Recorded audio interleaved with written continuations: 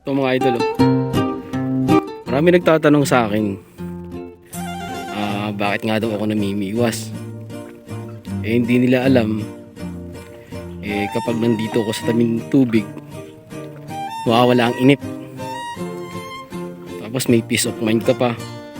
Wala kang ibang iniisip kundi dito lang.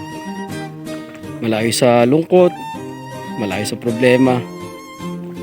Kaya mas gusto ko yung nag-iisa dito, fishing, kasi dito lang yung isip ko na nakakapag-relax.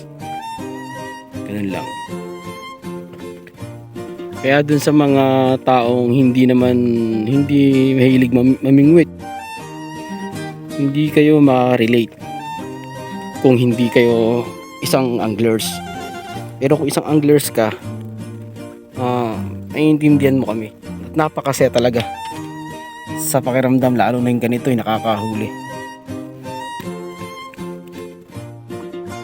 Kaya sa mga stress dyan na gustong magkaroon ng makalimot sa problema, subukan mo to, try mo to, malay mo naman. Dito kasi talaga napakasarap ng pakiramdam. Pag namimingwit ka,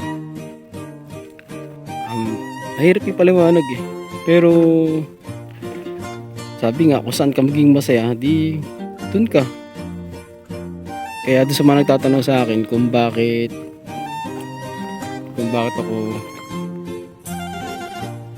ako palaging namimingwit.